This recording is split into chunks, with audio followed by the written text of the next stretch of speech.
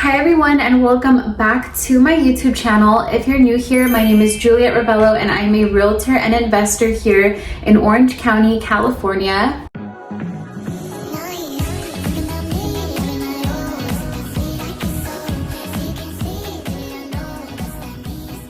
Oh my goodness, you guys, what a week it has been. We have a lot to cover, so let's just get right into it. A lot of companies lost value.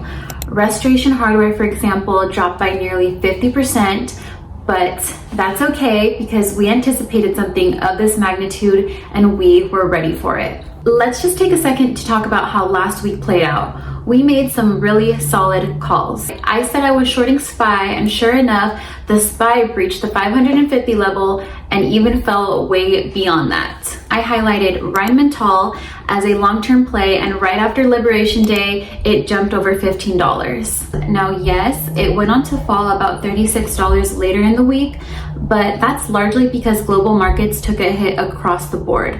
So it's just a matter of time before that bounces back. I also mentioned AGNC, a quiet and consistent dividend stock. Held up well, didn't drop much, and continued doing what it does best, which is paying out those monthly dividends. And even Tesla, I had a short going into the week and it did fall, but I didn't make as much on that move as I had hoped for. But I mean, let's be real. Tesla is not a stock that you bet against long term. I shorted it for the moment, but earnings are coming up at the end of the month and I'm planning to go long on it into earnings. So yes, it was a good week, but today in this video, we're gonna step back into basics. Because when you understand basics and you stick to your process, you can make money whether the market's going up or down. Whether you're trading full time or if you're just starting out, there are 3 things that you need to get clear on. Who you are as a trader, how you structure your day, and how you line yourself up for one good trade. That's the foundation. So that's where we're headed at today. And after that, I'll be talking about what I'm looking at for this upcoming week, and stick around for the end because I'll be talking about how I will be approaching the market with all of this volatility coming. Let's dive in. So to trade well, you need to know what kind of trader fits your lifestyle and personality. So for example, there's the day trader, and this style sounds exciting, fast entries and exits in the same day, but it is intense. You really have to be fully engaged to be a day trader. You can't be trading in between meetings or while you're running errands. So if you have a full-time job, this might not be for you. It truly requires a high level of discipline, focus, and emotional control. Then there is the swing trader, and this is where I am most of the time. With swing trading, you're holding positions for a few days or a few weeks. It offers more flexibility, and it's often where a lot of part-time traders will start. You still need to be engaged and strategic, but you don't have to be like glued to the screen all day. As for the investor, everyone can be an investor. This is the long-term game. You buy and hold for a few months or years. It's really about conviction and believing in the long-term growth of a business. That's exactly how I approached Rheinmetall, for example. I picked up shares because I believe in the trajectory. I'm not trading it, I'm holding it. Finally, there's the options trader, and this is not for everyone, and that's okay. This requires a lot of stress tolerance. You have to be okay with seeing a chart move sharply against you and not panic.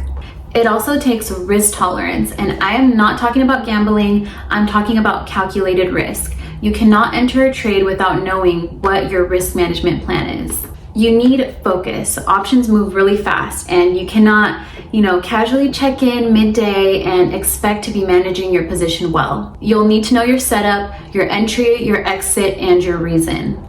For me, I only trade options when I have a strong conviction. Like for example, the SPY puts that I bought, that was a move based on upcoming tariffs, trend data, and a clean technical setup. But I don't force options trades. If the setup isn't clear, I'll sit it out. And if it doesn't work out, I move on. Okay, now let me walk you through my day because I genuinely believe how you live affects how you trade. The first thing I actually do is meditate, and I just do 5 to 10 minutes nothing fancy.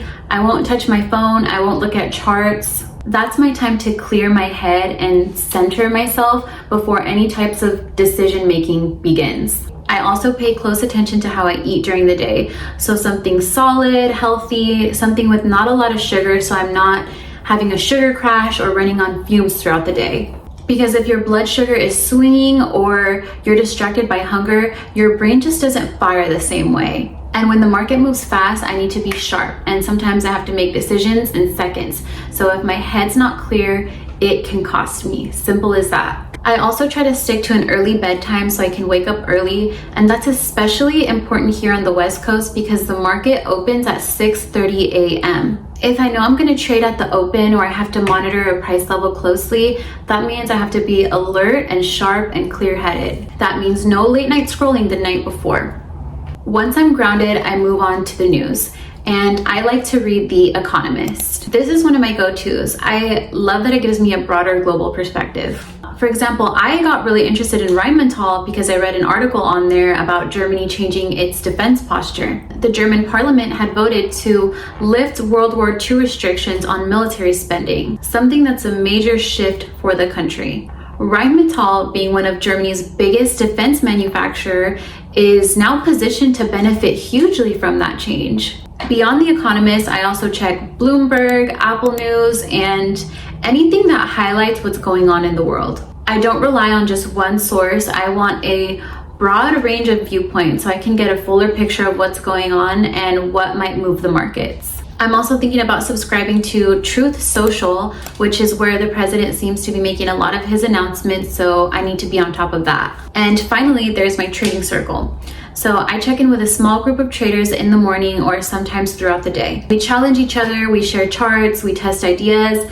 It's not like a Discord group where everybody's just typing and shouting on top of each other. It's just a few smart, thoughtful voices I trust. So if you don't have that, start looking for it. Having that kind of honest, real-time feedback can be the difference between a great trade and a preventable loss. Once you know your trading style and once your day is structured so that your mind is clear, and once you've absorbed the news and tested your thinking with other people, then you're ready to trade. Because all of this leads to one goal.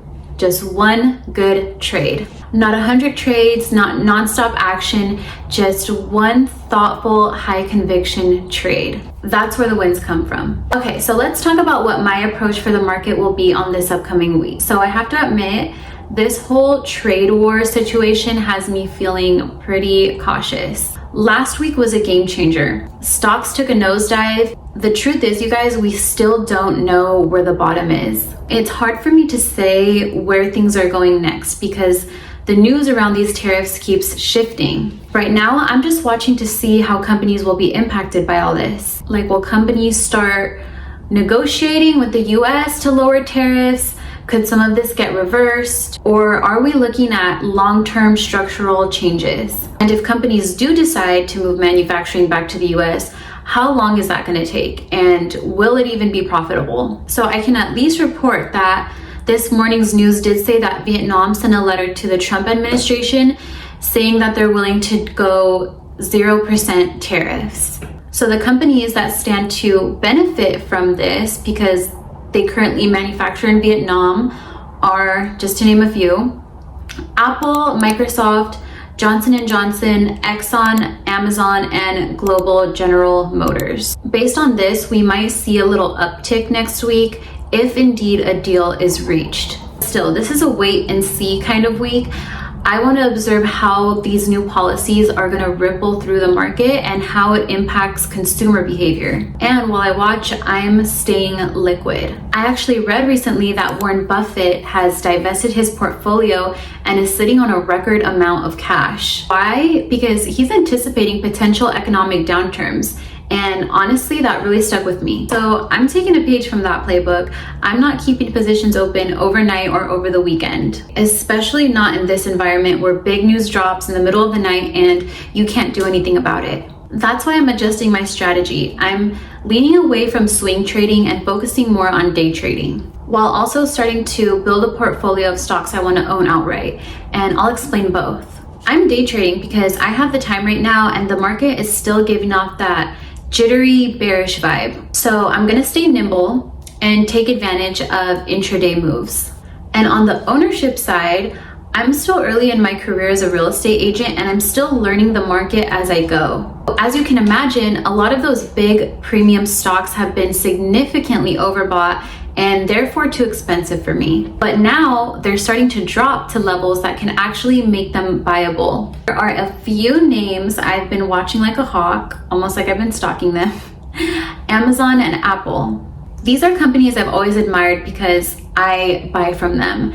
And now that prices are dropping, I'm getting ready to jump in when I see strong support levels. I'm watching their patterns closely. Palantir is another one I have my eye on, and it's a solid stock and it might be worth grabbing while it's on sale. Nvidia, I'm approaching with a little bit more caution, especially after that DeepSeek news a few months ago. I'm still watching, but I'm not rushing in. Now, I'm not saying that you should buy every stock that dips, but these are a few names with real long-term value. And when the market gets dramatic, like it did last week, and this honestly might end up in history books, it opens up opportunities for people that are patient and strategic. So if you're thinking about building positions, this might be a great week to start curating your watch list. Because we're coming off such a historic moment and people are just trying to process what is happening, I just want to leave you guys with a couple of quotes that have really grounded me this week. The first one are lines favored by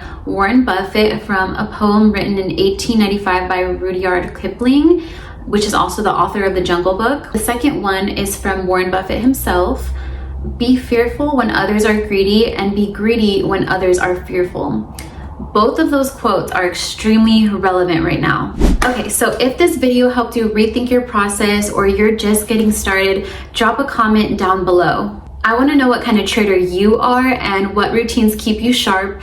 And if you're still figuring it out, that's okay. And thank you guys so much for watching. Be sure to give this video a like, hit subscribe, and also leave your comment down below.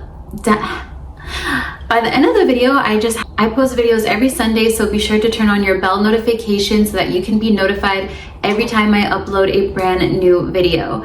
Until then, be disciplined, stay curious, and build wealth. Thank you guys so much for watching. Bye.